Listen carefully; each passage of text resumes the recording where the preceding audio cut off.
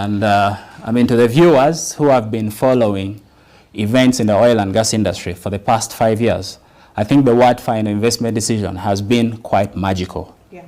Everyone who has gotten an opportunity to speak about oil and gas business has been talking about the final investment decision. And it's a word that is very synonymous with the business community that has been waiting for the opportunities.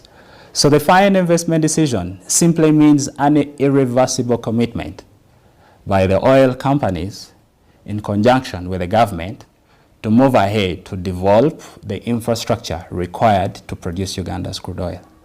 The oil and gas industry, unlike other businesses, is one business where you have to spend all the money required before you start production. For businesses like pharmaceuticals, you can choose to spend like $1 million and then you scale up the investment. That is not possible with the oil and gas industry. You start immediately, spend all the money. If you've not spent all the money, you're not going to do the production. Now, of course, to appreciate the value chain of Uganda's oil and gas industry accruing from the final investment decision, when crude oil is in the ground, it is not valuable. In fact, for you to appreciate well how Uganda's oil looks like, it's like shoe polish, because Uganda's crude oil is waxy. Okay. That is why if you've been able to pick up some of the information in the press, they're talking about a pipeline which is heated to make sure that the crude oil is able to go through. So that crude oil, when it's in the ground, when you're getting out of the ground, it has water, it has impurities, the stones, it has gases.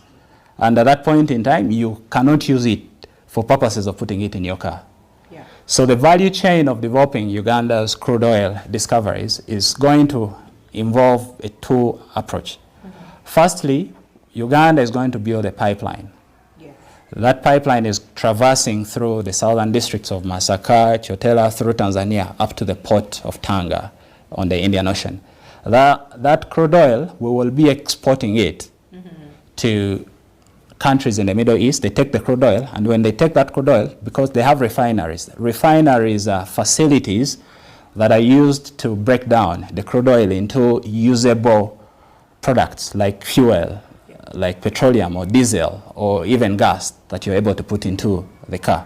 So that is the first stream of developing the crude oil. And some of the money I've talked about, accruing to about $15 billion, is going to be incurred on building that pipeline. I think about $5 billion. And then there's also, it's anticipated that Uganda would have a